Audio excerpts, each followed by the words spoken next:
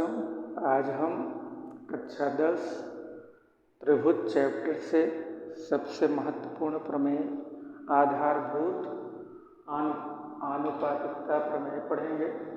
इसे ही थेल्स प्रमेय भी कहते हैं और ये इम्पोर्टेंट प्रमेय है।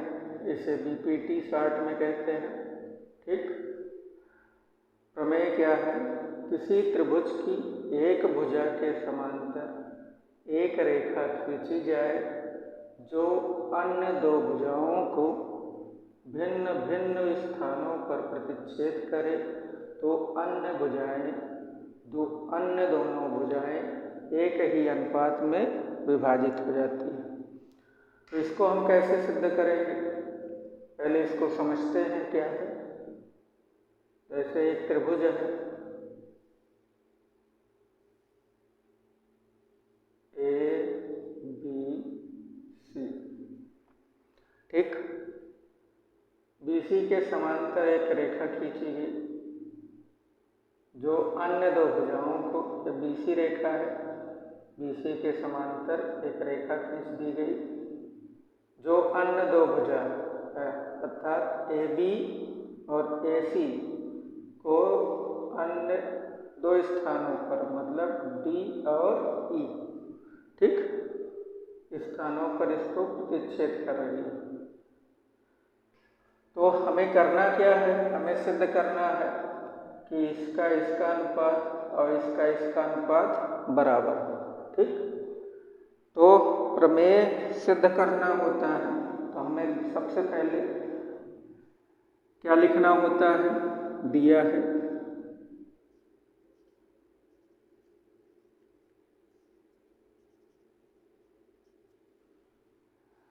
तो यहाँ पर क्या दिया है? एक त्रिभुज हमको दिया गया था, त्रिभुज ABC, और क्या दिया है?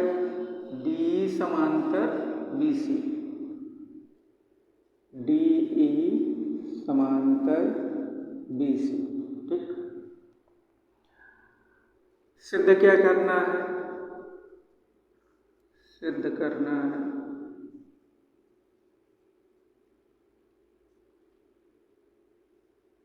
AD अपान DB बराबर AE अपान EC।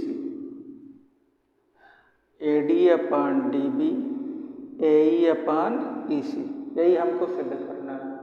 ठीक, अब क्या रचना करेंगे? अब यहाँ देखिए, सबसे पहले हम E को B से मिला देंगे।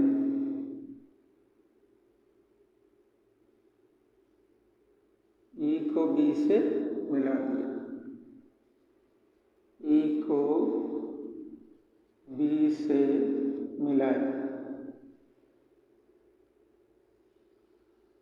और E से एक लंब,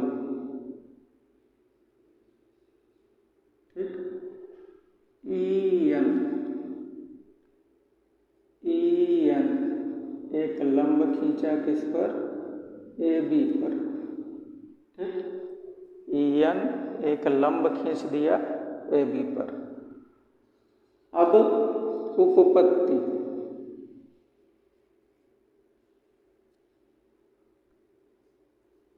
अब यहाँ देखिए दो त्रिभुज हैं, एक ऊपर ADE और एक नीचे DBE। तो यहाँ हम लेंगे त्रिभुज ADE तथा त्रिभुज DEB से। यहाँ हम लिखेंगे त्रिभुज ADE का क्षेत्रफल बटे त्रिभुज DEB का क्षेत्रफल। हम जानते हैं त्रिभुज का क्षेत्रफल क्या होता है? 1/2 गुणे आधार गुणे ऊंचाई। तो यहाँ देखिए ADE, इसमें आधार कौन होगा? AD, और ऊंचाई क्या होगी? EN। तो आधार AD गुणे ऊंचाई EN। और यहाँ पर देखिए DEB, इसमें आधार क्या रहेगा DB और ऊंचाई EN ही रहेगी, क्योंकि देखिए ये त्रिभुज इतना ही ऊंचा है, तो इसलिए ऊंचाई क्या होगी EN। तो 1/2 गुणे इसका आधार कितना है DB और गुणे ऊंचाई EN। तो यहाँ 1/2 कैंसिल, EN कैंसिल, तो यहाँ हम लिख सकते हैं त्रिभुज ADE का क्षेत्रफल बटे त्रिभुज DEB का क्षेत्रफल बराबर AD बटे DB। ये समीकरण 1। ठीक, अब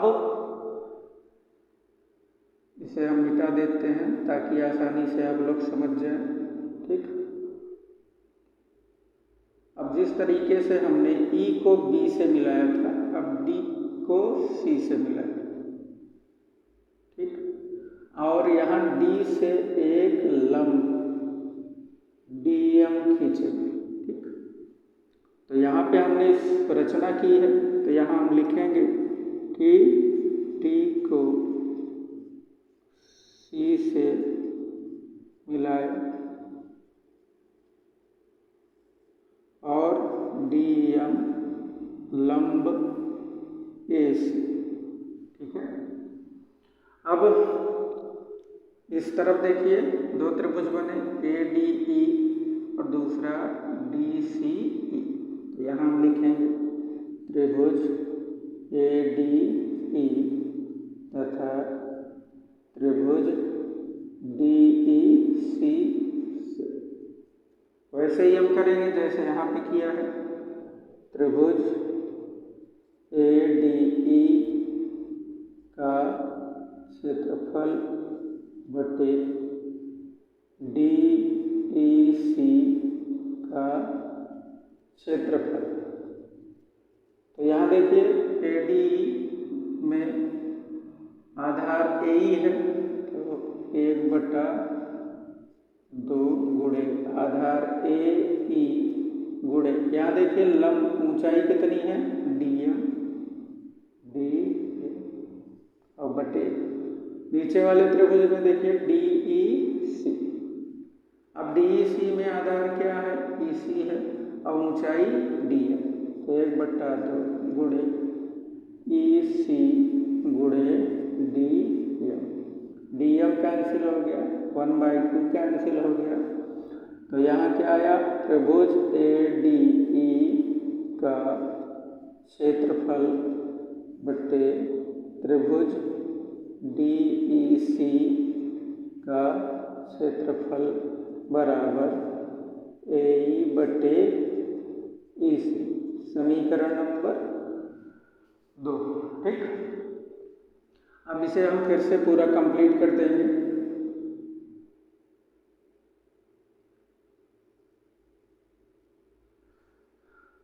अब देखिए ये जो त्रिभुज है DEB, ये त्रिभुज DEB और दूसरा कौन सा है DEC।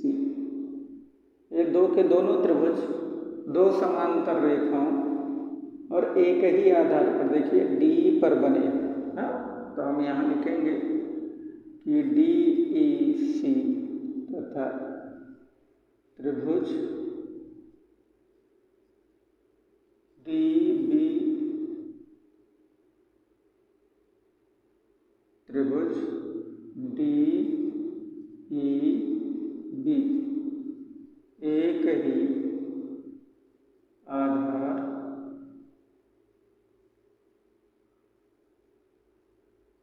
और समांतर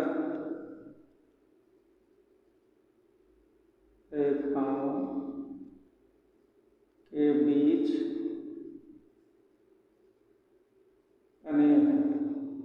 तो एक ही आधार और दो समांतर रेखाओं के बीच बने त्रिभुजों का क्षेत्रफल बराबर होता है। तो यहाँ हम लिख सकते हैं त्रिभुज DEC का क्षेत्रफल बराबर त्रिभुज DEB का क्षेत्रफल। अब यहाँ देखिए DEB है और यहाँ DEC है, तो यहाँ हम DEB के स्थान पर क्या लिख सकते हैं, DEC। ठीक, तो ये क्या हो जाएगा, त्रिभुज ADE का क्षेत्रफल और बटे DEB को हम हटा के यहाँ पर DEC लिख सकते हैं। ठीक, तो त्रिभुज DEC का क्षेत्रफल बराबर AD/DB, ये 3 हो गया। ठीक, अब देखिए ये वाला समीकरण, ये समीकरण, इसमें देखो इसकी वैल्यू और ये दोनों इक्वल हैं, तो इनको भी हम इनके वैल्यू को इक्वल कर देंगे। तो क्या हो जाएगा, यहाँ लिखेंगे समीकरण 2 और 3 से, तो ये बराबर हो जाएगा। तो AE/EC बराबर AD/DB। ठीक, यहाँ देखिए आ गया, यही हमें सिद्ध करना था, इति सिद्धम।